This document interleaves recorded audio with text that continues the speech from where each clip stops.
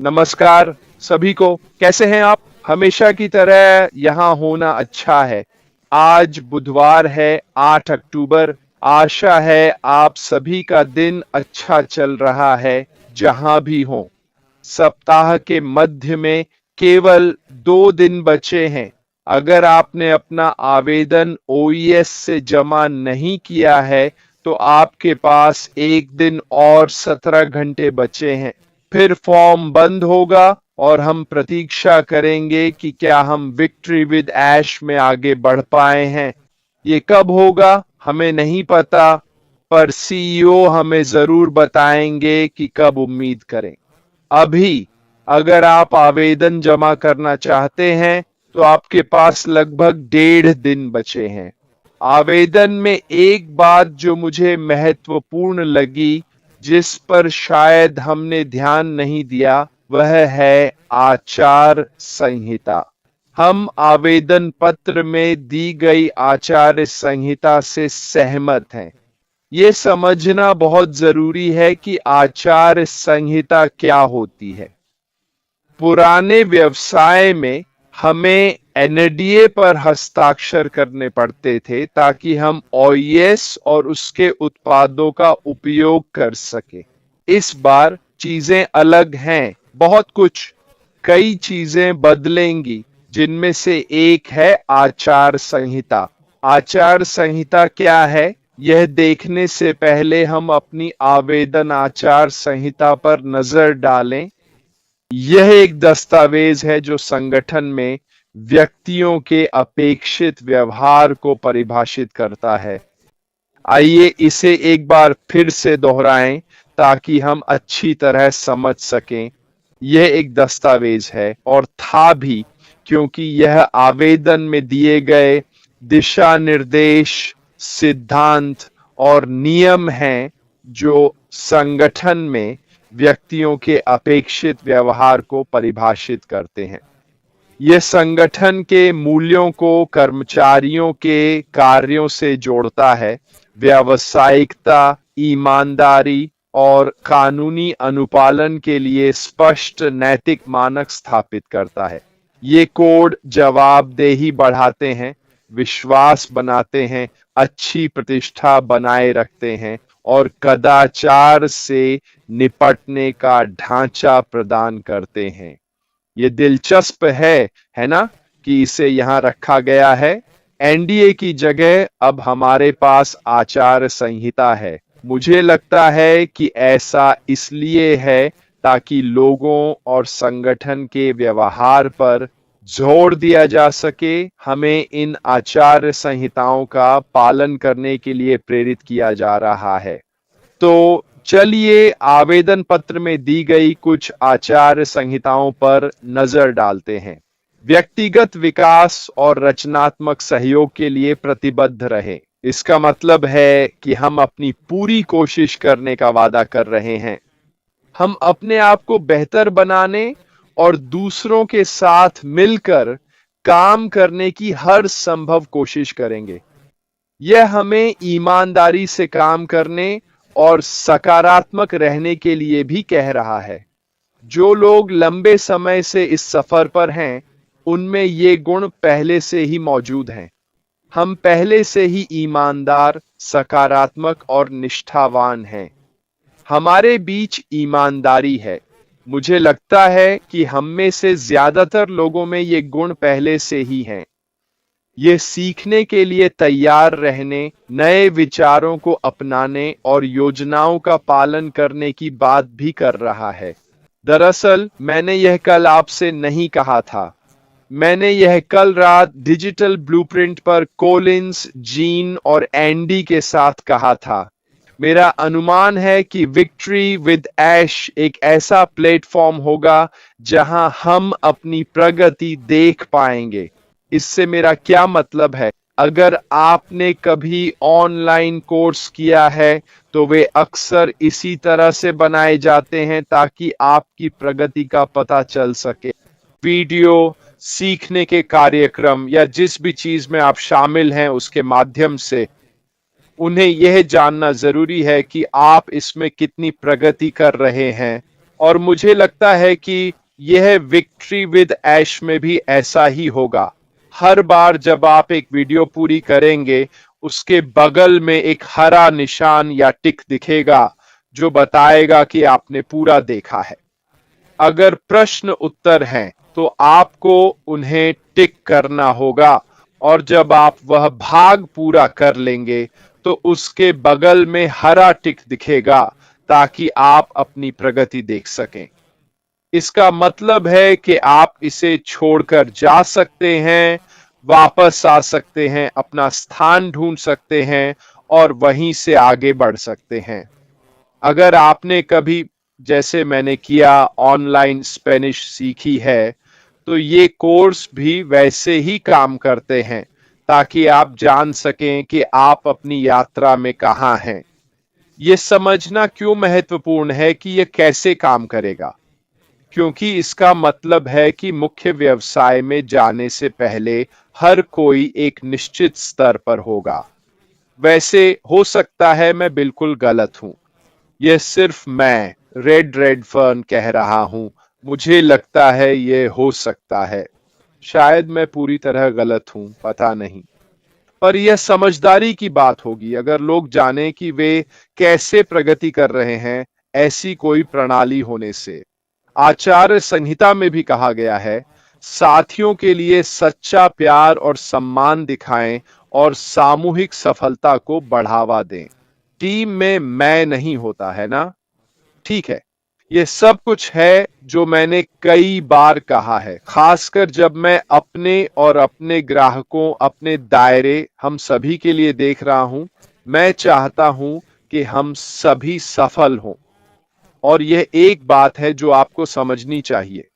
अगर मेरे आसपास सभी सफल होते हैं तो मैं भी सफल होता हूं, और जितनी मदद मैं दूसरों को सफल होने में कर सकता हूं, वह वापस आकर मेरी भी मदद करती है। आवेदन में यह भी कहा गया है, ऐश के साथ विजय के साझा दृष्टिकोण और लक्ष्यों का समर्थन करें, लेकिन हम अभी तक नहीं जानते कि वे क्या हैं, है ना? पर हमें पहले से ही अच्छा अंदाजा है कि हमारे कुछ साझा विचार क्या हैं। जहां तक हमारे लक्ष्य का सवाल है, हम जानते हैं कि हम यहाँ मानवता की मदद करने, लोगों को सशक्त बनाने, दिल से एआई बनाने इत्यादि के लिए हैं। मुझे यकीन है कि इस तरह की सभी बातें हम ऐश के साथ विजय में और अधिक देखेंगे।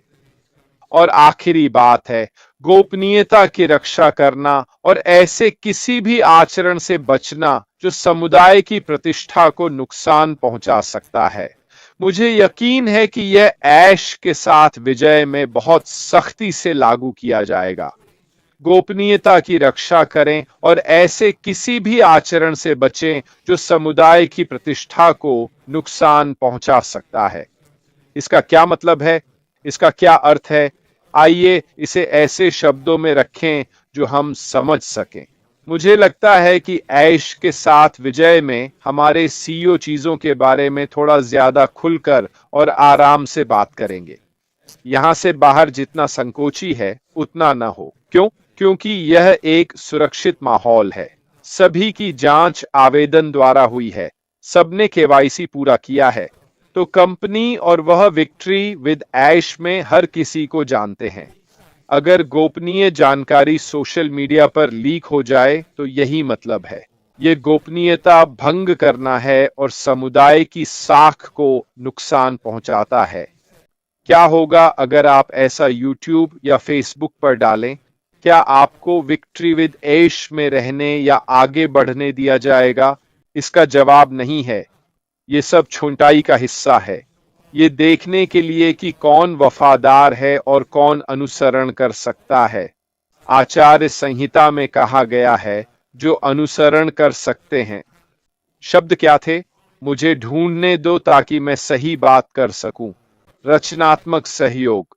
ठीक है, अगर आप ऐसा नहीं कर सकते तो संभव है कि आपको विक्ट्री विद ऐश में रहने की अनुमति नहीं मिलेगी, क्योंकि आपने आचार्य संहिता से सहमति दी है।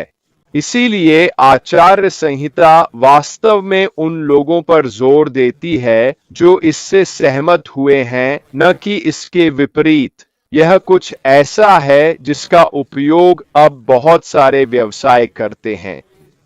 वे इसे कर्मचारियों के लिए हैंडबुक, कंपनी वेबसाइटों पर और एचआर विभागों में उपयोग करते हैं, साथ ही अन्य व्यवसायों में भी। यह संवेदनशील कंपनी और ग्राहक जानकारी की सुरक्षा में मदद करता है। यह कंपनी और उसकी तकनीक के उचित और जिम्मेदार उपयोग के लिए स्पष्ट दिशा निर्देश भी देता है। आचार संहिता बताती है कि अगर आप हमारे साथ यहां रहना चाहते हैं तो ये वे नियम हैं जो आपको पालन करने होंगे। अगर आप इन नियमों को तोड़ते हैं तो आपको बाहर कर दिया जाएगा। और फिर यह सब हमारे सीईओ का है, जो देख रहे हैं कि कौन भरोसेमंद, वफादार, ध्यानशील, निर्देशों का पालन करने वाले और बाकी सब कुछ हैं। यह बहुत सरल है। जो कहा जाए वो करें, नियमों के खिलाफ न जाएं और आप बिल्कुल ठीक रहेंगे। पर अगर आप नियम तोड़ते हैं तो आप बाहर हो सकते हैं और वापस आने की अनुमति नहीं मिलेगी। अब हम में से कोई ऐसा नहीं चाहता, है ना? हम सब विक्ट्री विद ऐश से आगे बढ़ना चाहते हैं, फिर अगले व्यवसाय के लक्ष्य तक। लेकिन अगले व्यवसाय में जाने से पहले हम सबको विक्ट्री विद ऐश से गुजरना होगा। अभी बहुत लोग चिंतित हैं, घबराए हुए हैं और अनिश्चितता के कारण बातें बना रहे हैं, क्योंकि नहीं जानते कि हम क्या करने जा रहे हैं। बहुत से लोग ऐसी बातें कह रहे हैं जो सच नहीं हैं। इस समय यह बहुत जरूरी है कि हम जो जानते हैं उसी पर डटे रहें, और वो है आवेदन भरना। अगर आपने वो कर लिया है तो आप तैयार हैं। अगर आप किसी और की टीम में जाना चाहते हैं तो बस इंतजार करें। फिर उनके रेफरल लिंक पर क्लिक करके विक्ट्री विद ऐश में शामिल हो सकते हैं। यह वाकई बदलाव का दौर है इस वक्त। जो था सो था, यह नया है और हमें समझना होगा कि हम यहाँ नई चीजें कर रहे हैं। पुराने तरीकों से सोचने का कोई फायदा नहीं। आगे जो देखेंगे वो पहले से बिल्कुल अलग होगा, और यही वो सोच है जिसे हमें अपनाना होगा। कंपनी बदल गई है, हमें भी बदलना होगा अगर आगे बढ़ना है। ये समझना बहुत जरूरी है कि विक्ट्री विद ऐश में ये नया और रोमांचक दौर आने वाला है। लेकिन फिर से आप आवेदन फॉर्म में आचार संहिता देख सकते हैं, भले ही आपने भर दिया हो, ताकि आप जान सकें कि आप किस चीज में शामिल हो रहे हैं। ये बहुत जरूरी है कि आप इसे अपनी भाषा में पढ़ें, ताकि आप समझ सकें कि आपसे क्या उम्मीद की जा रही है। आपने इससे सहमति दी है, अब आपकी जिम्मेदारी है कि आप समझें कि यह आचार संहिता क्या है। यह आपके हित में है, क्योंकि अगर आप इसका पालन नहीं करते तो आपको बाहर किया जा सकता है और वापस आने की अनुमति नहीं मिलेगी, जो हम नहीं चाहते। खैर दोस्तों, आज के लिए इतना ही। वाकई में काफी संक्षिप्त और मीठा था। मैं कल गुरुवार को किसी और चीज के लिए वापस आऊंगा। मैं एक और विषय चुनूंगा, उसे थोड़ा विस्तार देने की कोशिश करूंगा, शायद चीजों को और अच्छे से समझाने के लिए। अगर आपने अभी तक अपना आवेदन नहीं भरा है और भरना चाहते हैं तो आपके पास बंद होने से पहले लगभग 1.5 दिन बचे हैं। उसके बाद यह आपके द्वारा चुने गए किसी व्यक्ति के रेफरल लिंक के जरिए होगा। खैर दोस्तों, मेरी तरफ से इतना ही। जल्द ही आप सबसे बात करूंगा। फिलहाल अलविदा।